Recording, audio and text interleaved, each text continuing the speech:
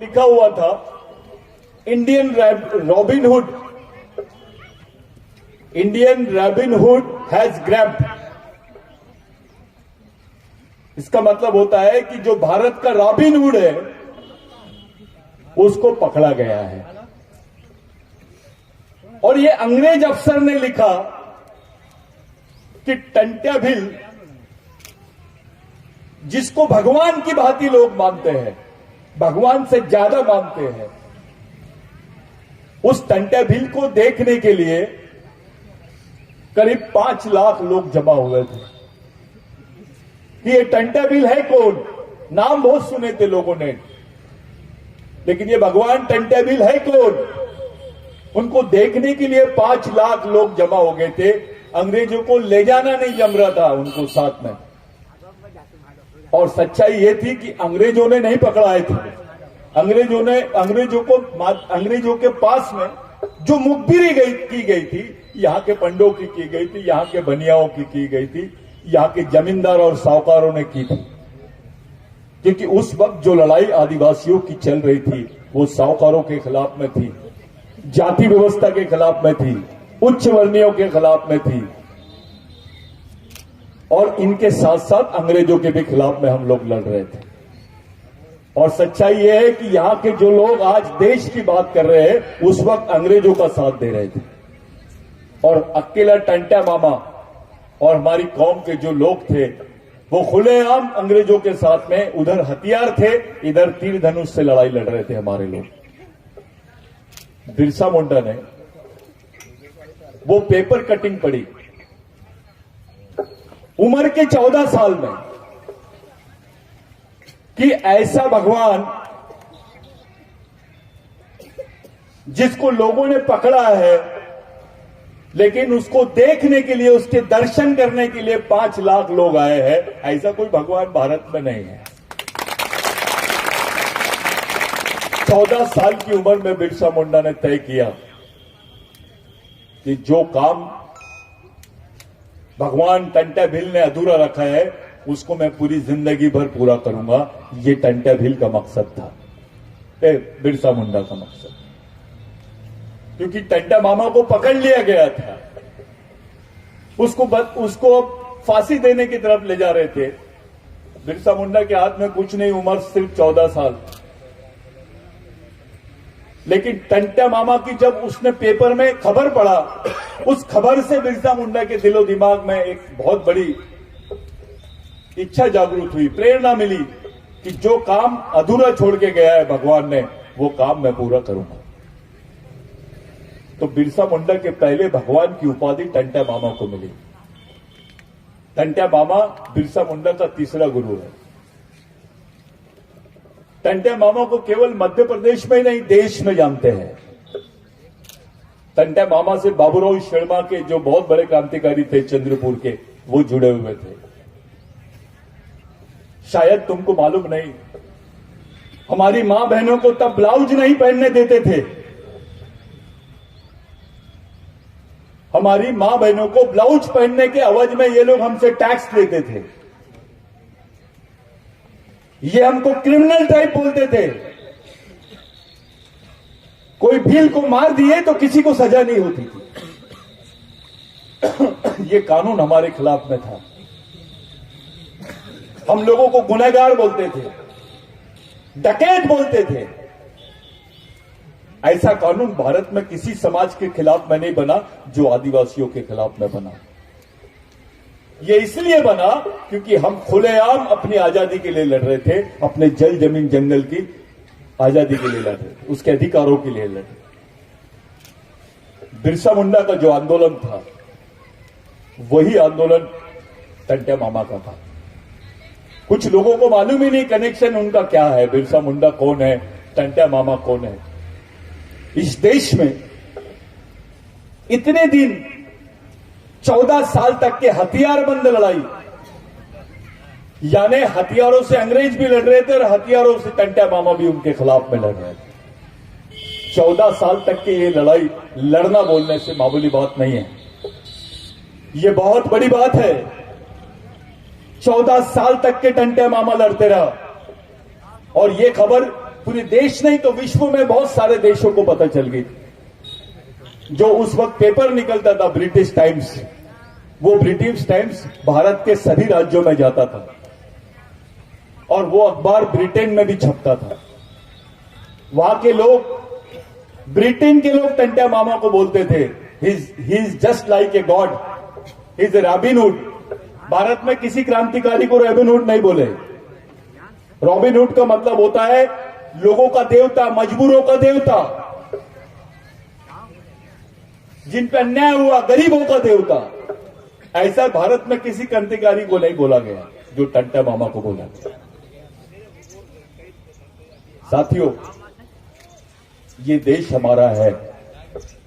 इस देश का पहला मालिक आदिवासी है।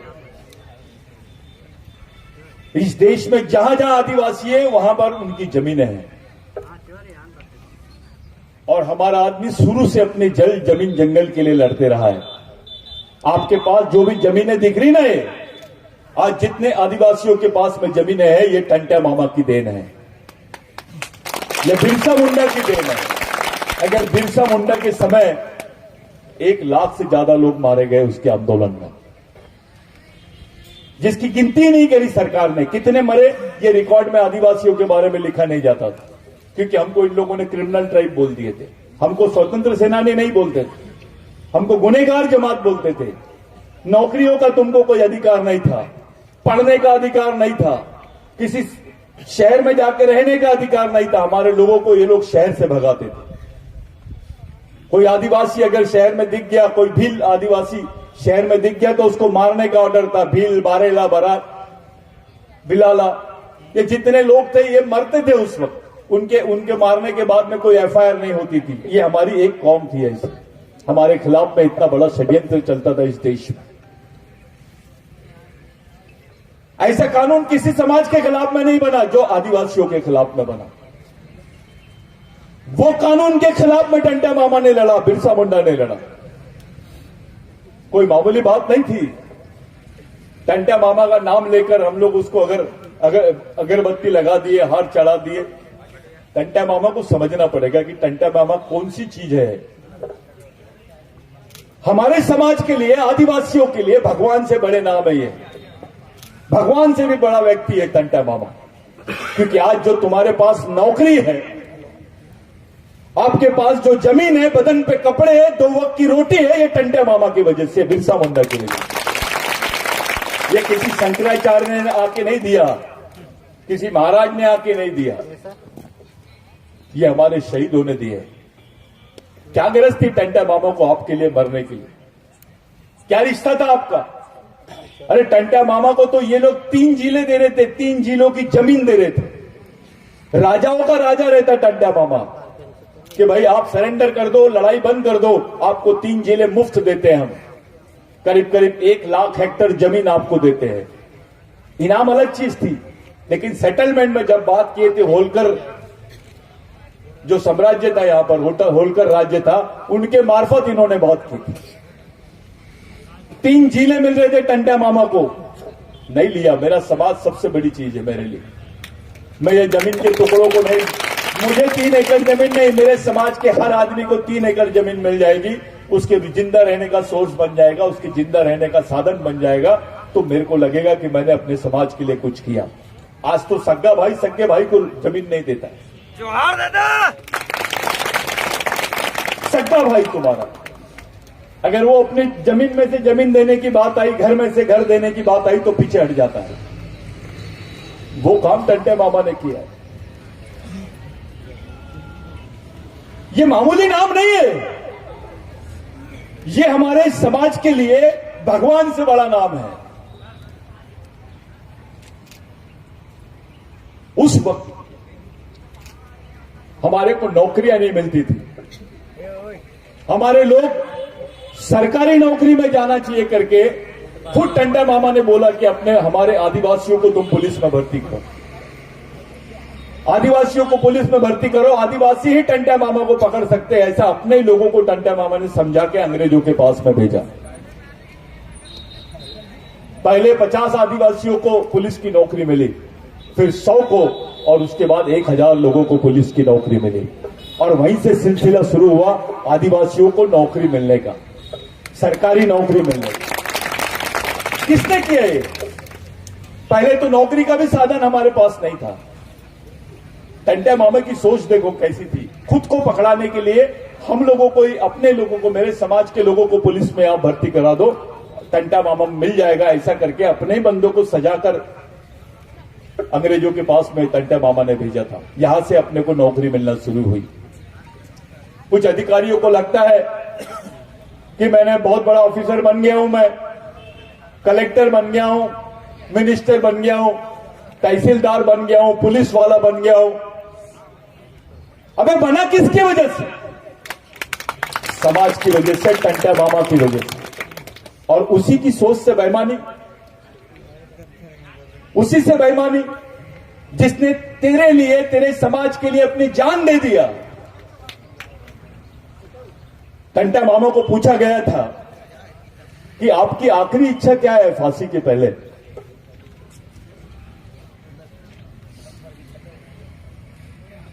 उनको पूछा गया कि तुम्हारी आखिरी इच्छा क्या है? तो टंट्या मामा की बहन थी, टंट्या मामा के घर के लोग थे, लेकिन टंट्या मामा ने उनको देखा नहीं और एक बात बोला, मेरे को आखिरी बार मेरे समाज के दर्शन करा दो, जो मेरे लिए आए, मेरे समाज के लोग, जिनके लिए मैं जिंदा था, जिनके लिए अभी मरने जा रहा हूं। कौन करता है ऐसा? कौन सोचता है ऐसी बात? यहां तो गांडुओं की फौज बन रही है। टंट्या मामा की सोच पर काम करने वाले लोगों को समझ नहीं रहा है कि भैया टंट्या मामा क्या है। अब जिसने अपने परिवार को देखा नहीं, केवल समाज को देखा, वो आदमी क्या होगा थोड़ा सोचो। उसने बिलाला नहीं बोला, उसने भील नहीं बोला, उसने बारेला नहीं बोला, उसने कोई दरबार नहीं बोला, उसने पूरा समाज बोला, मेरा समाज को देखना चाहता हूं। टंट्या मामा की नजर में तो पूरे आदिवासी एक जैसे थे, क्योंकि वो एक ही वंश के लोग हैं, एक ही खून के लोग हैं, एक ही संस्कृति के लोग हैं। टंट्या मामा का कहना था कि संस्कृति एक है, वंश एक है, खून एक है, तो समाज भी एक होना चाहिए। और अगर समाज एक है तो लड़ाई भी एक होना चाहिए। ये बात टंट्या मामा की थी हमारे लोगों के लिए। जब हमारी पूरी जमीनें ये लोग अंगूठे से छीनते थे, आदिवासी पढ़े लिखे नहीं थे, किसी भी कागज पे उनका अंगूठा ले लेते थे। मुट्ठी भर नमक के लिए भी आदिवासियों की जमीन छीनी जाती थी उस वक्त। एक बाल्टी पानी के लिए भी आदिवासियों की जमीन छीन लेते थे। इस लड़ाई को पूरा किया बिरसा मुंडा ने। 1 लाख लोग मारे गए, तब जाके ब्रिटिश गवर्नमेंट यहां पर मजबूर हो गई आदिवासियों के लिए कानून बनाने। ब्रिटेन में एक कानून बना जिसको लैंड एक्विजिशन एक्ट बोलते हैं, जिसको भूमि संपादन अधिनियम बोलते हैं। वो कानून में लिखा गया है कि आदिवासी की जमीन गैर आदिवासी आदमी नहीं लेगा, और गैर आदिवासी तो क्या, सरकार भी नहीं लेगी। अगर वो कानून नहीं रहता तो आपके पास जमीन का टुकड़ा भी नहीं रहता। आज आप जंगलों में रहते जैसे अपने बाकी भाई लोग भी रह रहे हैं। हमारे साथ क्या हुआ है, हमारे लोगों के साथ क्या हुआ है, इसको जो आदमी भूल जाएगा वो समाज को समझ नहीं सकता। आज जो बैठे हैं ना आप, ऐसा पहले बैठ नहीं सकते थे। जैसे आदिवासी बैठा, पुलिस आती थी, आदिवासियों को उठा के लेके जाती थी, क्योंकि आपको क्रिमिनल ट्राइब बोलते थे। किसी गांव में चोरी हुई तो ये लोग भील को पकड़ते थे, बिलाला को पकड़ते थे, बाराला को पकड़ते थे। कहीं कोई दंगा हुआ, डकैती हुई तो ये लोग हमारे लोगों को पकड़ते थे। बिगर बोले छोटे छोटे बच्चों को भी जेल में डाल देते थे, यानी पैदाइशी गुनाहगार हो गए थे हम, जिसको बॉर्न क्रिमिनल बोलते हैं। ये हमारे खिलाफ में हुआ है, किसी कौम के खिलाफ में नहीं हुआ है। इस देश में लड़ाई शुरू से आदिवासियों के खिलाफ में लड़ी गई। अब तो सरकार बोल रही है इस देश में आदिवासी रहता ही नहीं, देश में आदिवासी रहता ही नहीं, सरकार बोल रही है। ये लोग इसलिए बोल रहे हैं क्योंकि इनको ये देश अपने नाम पे करना है। इस देश को ये लोग अपने मर्जी का, अपने धर्म का राष्ट्र बनाना चाहते हैं। अपने धर्म का राष्ट्र बनाना चाहते हैं, यानी आदिवासी के बिगड़ देश, आदिवासी मुक्त भारत यानी हिंदू भारत। ये बिगड़ आदिवासियों के, आदिवासी अगर रहेगा तब तक के 7/12 में इस देश के आदिवासियों का नाम रहेगा, लेकिन अगर आदिवासी खत्म हो जाएगा तभी ये देश दूसरे के नाम पे हो सकता है। इसलिए ये लोग जानबूझ के बोल रहे हैं कि इस देश में आदिवासी नहीं रहता है। अभी सरकार का कार्यक्रम चल रहा है जनजाति गौरव, जनजाति गौरव। अबे आदिवासी गौरव क्यों नहीं? हमको ये वनवासी बोल रहे हैं, जनजाति बोल रहे हैं, कोई आदिम बोल रहा है, आदिवासी तो बोल। आदिवासी बोलेगा तो उसको मालूम है ये अपना अधिकार ठोक देगा। इस देश का राष्ट्रपति, इस देश का प्रधानमंत्री जब बोलेगा कि मैं इस देश का प्रधानमंत्री हूं और उसके सामने एक नंगा भूखा आदिवासी खड़े हो जाएगा और बोलेगा मैं इस देश का मालिक हूं, मेरा नाम आदिवासी है, तब समझ में आएगा। क्योंकि जैसे ही आप अपने आप को आदिवासी बोलते हो आप इस देश के मालिक बन जाते हो। आपको नागरिक बनाने की कोशिश चल रही है, आपको नागरिक बनाया जा रहा है। आप तो मालिक है, आपको जनजाति बोल के नागरिक बना रहे, आदिवासी नहीं बोल रहे। आदिवासी बोलेंगे तो आप मालिक बन जाओगे इस देश के।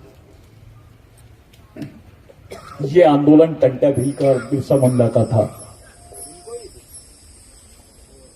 लोग बोलते हैं बिरसा मुंडा को फांसी दे दिए, बिरसा मुंडा हमारे जेल में ही मर गए, लेकिन ऐसा कुछ नहीं था। जो उनकी एफआईआर और मेडिकल रिपोर्ट सामने आई थी उस पर से ऐसा लग रहा था कि उनकी चमड़ी निकाली गई, उनको रात भर तकलीफ दी गई। एक आदमी को चींटी काटती है तो कितना दर्द लगता है, चींटी काटी तो कितना दर्द लगता है, लेकिन बिरसा मुंडा को तो रात भर उसकी चमड़ी निकाल रहे थे और उसको बोल रहे थे कि लिख के दे दे तो इस देश का आदिवासी नहीं है। मर गया बिरसा मुंडा, लेकिन एक ही बात उनकी जुबान पे थी, मैं आदिवासी था, आदिवासी हूं और आदिवासी ही रहूंगा। कौन है ऐसे? ऐसे दिखते हैं क्या हमारे? ऐसे कोई है? हमारे नेता तो बात भी नहीं करते, खुल के बोलते भी नहीं, भाई मेरे को आदिवासी बोल। वो तो फांसी के तख्ते पे बोल रहे थे कि हम आदिवासी थे, आदिवासी है और आदिवासी रहेंगे। हमारे लोगों को कोई भी नाम से पुकारा जा रहा, हम चुपचाप है। अरे भाई, हमको आदिवासी बोलने से तुमको क्या तकलीफ है? क्यों आपको आप लोग हमको आदिवासी नहीं बोलना चाहते हैं? क्योंकि इनको मालूम है अगर इनको आदिवासी बोल दिए तो ये देश के मालिक बन जाएंगे, और अगर इनको आदिवासी बोल दिए तो जो इन्होंने 93 में भारत सरकार ने 1993 में संयुक्त राष्ट्र संघ में जो लिख के भेजा कि भारत में आदिवासी नहीं रहते हैं, और इतना ही नहीं, ये लिख के भी भेजा कि जो भील वंश के लोग हैं ये आर्यों की भाषा बोलते हैं, इसलिए ये भी आदिवासी नहीं है। भीलों को आदिवासी की लिस्ट से बाहर करने का षड्यंत्र चल रहा है। तुम आदिवासी हो करके आरक्षण है, तुम आदिवासी हो करके जमीन है, तुम आदिवासी हो करके पेट में रोटी है। जिस दिन तुम आदिवासी नहीं रहोगे तुम्हारे पास कुछ नहीं रहेगा। आज समय आ गया है अपना सामाजिक कर्ज चुकाने का। अपने शहीदों ने हमारे लिए क्या किया वो दिमाग में लेकर आप समाज के लिए क्या करना चाहते हो उस बात के लिए सामने आने का। कोई बचाएगा नहीं आपको, कोई नेता नहीं बचाएगा, कोई पार्टी नहीं बचाएगी। बचाएगी तो हमारे शहीदों के विचार ही बचाएगी।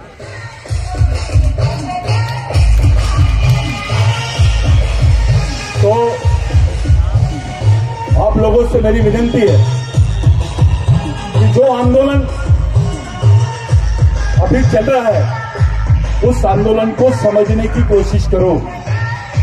उस आंदोलन की तरफ आराम से सोच समझ के देखिए कि हम चाहते क्या है, अपना आंदोलन किधर जाना चाहिए। आज हमारे सामने हमारी पहचान का सवाल खड़ा हो गया है। हमारी आने वाली पीढ़ी कैसे जिंदा रहेंगी, वो सवाल हमारे सामने खड़ा हो गया है। हमारी जमीनें छीन रहे हैं लोग, हमारी पहचान छीन रहे हैं, हमारी रोटी छीन रहे हैं। इतना बड़ा षड्यंत्र आदिवासियों के साथ में चल रहा है।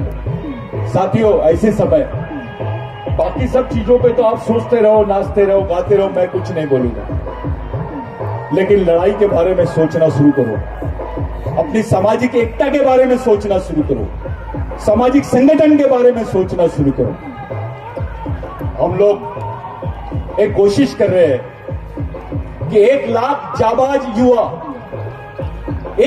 जाबाज युवा आने वाले 26 जनवरी को, जिस दिन महामानव भगवान महाविद्रोही टंट्या भील का जन्मदिन रहता है, 1 लाख आदिवासी युवा पूरी परेड के साथ में वहां पर उनको सलामी देंगे। ये देश का सबसे बड़ा क्रांतिकारी है, जिसको हमको बताना है।